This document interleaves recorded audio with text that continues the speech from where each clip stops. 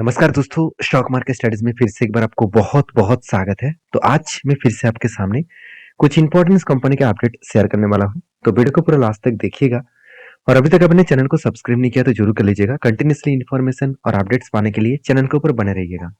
और इस वीडियो में जितने सारे डेटा में डिस्कशन करूंगा वो मेरा खुद का ट्रेड है, वो मेरा खुद का ओपिनियन है। आप प्लीज इस वीडियो को एज ए रिकमेंडेशन के हिसाब से मत लीजिएगा। एज ए एजुकेशन पर्पस में सारे डिटेल्स को जरूर देखिएगा। तो चलो देख लेते हैं कौन सा कंपनी है इस वीडियो के अंदर।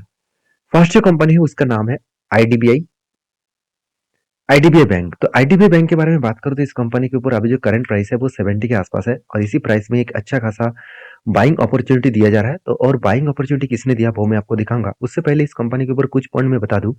कंपनी का जो परफॉर्मेंस आपको अच्छा दिखेगा। कंपनी एक प्राइवेट कंपनी है और बैंक्स में जो होना चाहिए था आरओसीई से आरओसी उतना खास ना भी तो होगा तो भी चलेगा, मगर आरओई आपको अच्छा खासा देखना चाहिए। मतलब 8.34% के आसपास है और भी ज्यादा देखना चाहिए।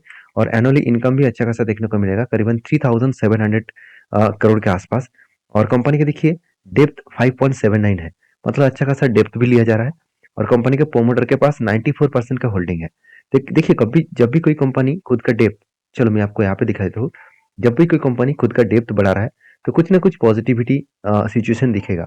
मगर कंपनी में हुआ क्या, पहले डेप्थ जो था वो 3,35,000 के आसपास हुआ करता था और आज वो डेप्थ कम होकर 2,67,000 हो चुके हैं। इसका मतलब डेप्थ के बारे में बात करें तो डेप्थ थोड़ा सा कम हुआ, मतलब कर्जा कम लिया गया। तो देखिए बैंकिंग सेक्टर जितना कम कर्जा लेंगे वो उतना ही प्रॉफिट मार्जिन को कम कर पाएंगे, क्योंकि बैंक का काम क्या है, पहले खुद लोन ले, उसके बाद कॉर्पोरेट पर्सनल सब कुछ लोन वो कस्टमर को बांटे और लोन बांटने के बाद वहां से जो इंटरेस्ट मिलेगा वही बैंक के लिए फायदा होगा।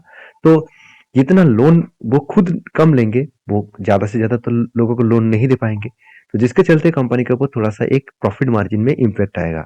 या फाइनली इसका इम्पैक्ट आया है अभी तक तो देखा जाए तो कंपनी के ऊपर रेवेन्यूज का जो ग्रोथ हो रहा था वो लास्ट जून मंथ में जो रेवेन्यू का ग्रोथ हुआ था वो सितंबर में देखने को नहीं मिला।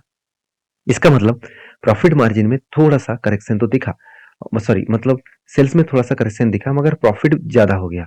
तो प्रॉफिट ज्यादा इसलिए हुआ क्योंकि कंपनी एक्सपेंस को कंट्रोल किया, उसके बाद कंपनी का जो मतलब ऑपरेटिंग प्रॉफिट मार्जिन है वो भी बढ़ गया।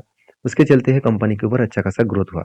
जैसे फाइनेंशियल मार्जिन जो है वो पिछले बार 14% था, इस बार 23% हो चुके हैं। तो इसी के कारण शेयर में एक अच्छा खासा ग्रोथ देखने को मिले, क्योंकि एक्सपेंस बहुत कम किया।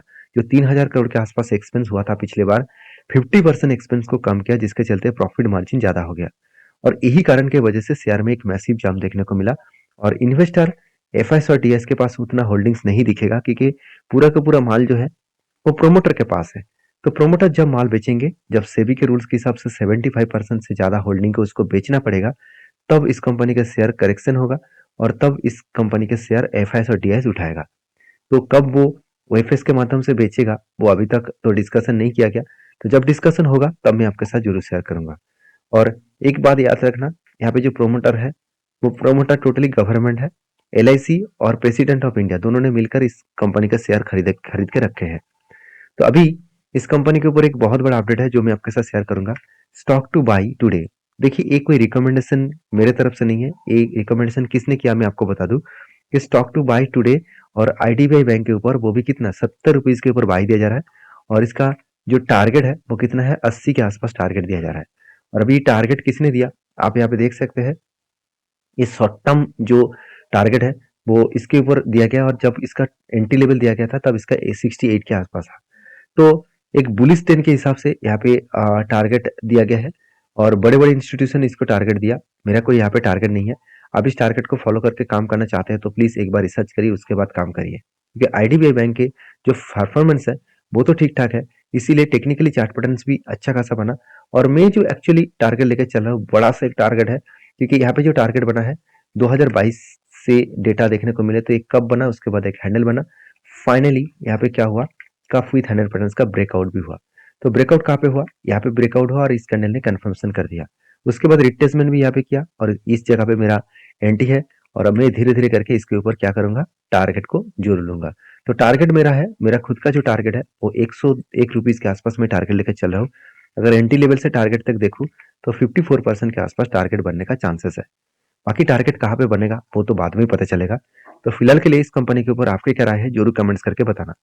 नेक्स्ट जो कंपनी है उसका नाम है IEX, Indian energy exchange.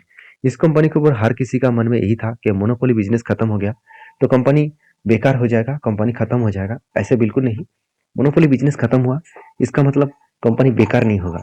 Monopoly business जब भी खत्म हो जाते हैं तब भी कंपनी खुद का जो ग्रोथ है वो और भी बढ़ाने के लिए और भी ज्यादा काम करते हैं, और वही यहाँ पे देखने को मिला। कंपनी का जो क्वार्टरली रिजल्ट है आप देखेंगे तो कंपनी का सेल्स का ग्रोथ वो लगातार बढ़ता हुआ देखने को मिले, एक्सपेंस भी कंपनी कंट्रोल में रखे और उसी बेसिस में कंपनी का प्रॉफिट मार्जिन लगातार बढ़ता हुआ देखने को मिले।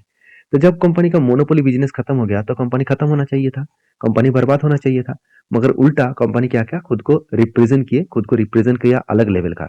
और कंपनी के वो सबसे जो इंपॉर्टेंट पॉइंट है, कंपनी की आरओसी आप देखेंगे तो कंपनी के ऊपर आरओसी लगातार बढ़ता हुआ देखने को मिले।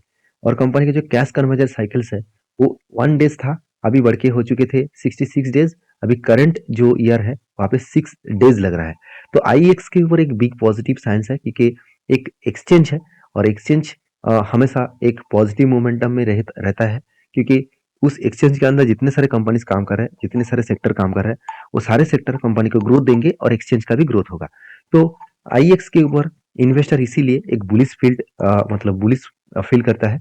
जैसे FS के पास भी अच्छा खासा होल्डिंग्स है, DS के पास भी अच्छा खासा होल्डिंग्स है और पब्लिक के पास भी बहुत ज़्यादा होल्डिंग्स है।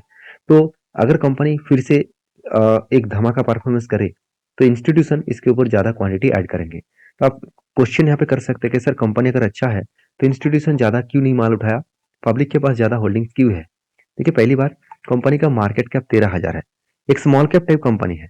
तो स्मॉल कैप टाइप कंपनी के ऊपर इंस्टीट्यूशन उतने ज्यादा भरोसा नहीं करते हैं।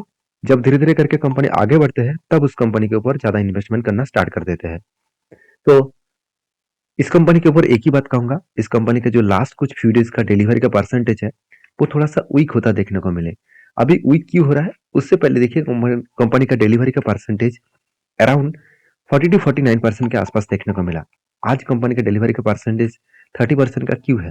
क्योंकि यहाँ पे जो परसेंटेज है वो वीकनेस इसीलिए हुआ क्योंकि कंपनीज के ऊपर जो परफॉर्मेंस है वो धीरे धीरे करके एक वीकनेस में इसीलिए हुआ क्योंकि एक टेक्निकली चार्ट पैटर्न बना था। फाइनली वो टेक्निकली चार्ट पैटर्न टारगेट भी अचीव किया। तो इसीलिए यहाँ से करेक्शन होने का चांसेस है क्योंकि यही लेवल में कंपनी के स्ट्रांगली एक रेजिस्टेंस है, उसी रेजिस्टेंस को फेस करने के बाद बिग क्रैश हुआ था। तो इसका मतलब यहाँ से फिर से बिग क्रैश होने का चांसेस है। तो मैंने क्यों टेर लिया था, देखिए मैंने पहले भी बताया कि एक रेंज ट्रेड बना था, एक बाइंग कैंडल का रेंज ट्रेड बना था जो करीबन 21% के आसपास बना। और इस तरीके से जब भी कोई रेंज ट्रेड बने तो आपको मार्किंग करना है हायर लेवल और लोअर लेवल का। तो लोअर लेवल को जब भी टच करेंगे तो वहां पे एंट्री होगा और हायर लेवल तक टारगेट रहेगा। तो फाइनली यहाँ पे टारगेट हुआ और वो भी 180 दिनों में टारगेट हुआ, एटलीस्ट 6 to 7 मंथ के आसपास टारगेट हुआ और 6 मंथ में टारगेट हुआ।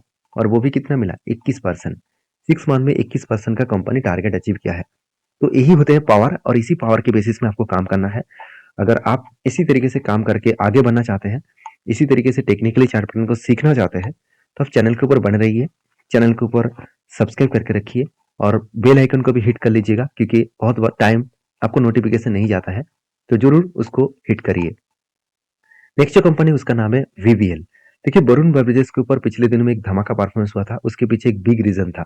वो रीजन क्या है मैं आपको बता दूं। सबसे पहले वो रीजन कुछ इस तरीके से है कि Varun beverages to acquire South African जो बॉटलर फॉर 1320 करोड़ के आसपास, मतलब साउथ अफ्रीका के एक बॉटल कंपनी को कंपनी ने क्या किया, वरुण बेवरेजेस ने क्या किया, खरीदारी की है। कितना, 1320 करोड़ के आसपास।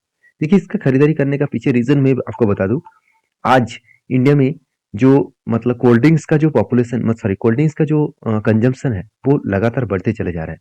तो अगर कोल्ड ड्रिंक्स का कंजम्पशन बढ़ेंगे तो वो ज्यादा से ज्यादा बॉटल्स का जरूरत पड़ेगा। तो इसीलिए कंपनी ने क्या किया, सस्ते दामों में अफ्रीकन एक कंपनीज को उसको उन्होंने खरीदारी की और अफ्रीकन कंपनी को खरीदारी किया, वो भी कितना, 1320 करोड़ के आसपास। तो इसका डायरेक्टली कंपनी को फायदा मिलेगा क्योंकि बॉटल और कैन बनाने का जो कंपनीज है इस कंपनी को खरीदारी इसीलिए किया क्योंकि इसमें अच्छा खासा ग्रोथ होगा। क्योंकि देखिए Varun beverages is among to acquire 100% stake, मतलब पूरा का पूरा कंपनी को ही खरीदारी कर लिए और वो भी किसका, साउथ अफ्रीका बेस्ड एक बेवरेजेस कंपनी है, उसको 1320 करोड़ में खरीदारी की है। ठीक, पेप्सी का जो इसका ब्रांड है इस पेप्सी को ब्रांड को वो और भी हाई लेवल में लेके जाना चाहते हैं, तो इसलिए इस तरीके से कारोबार किया जा रहा है।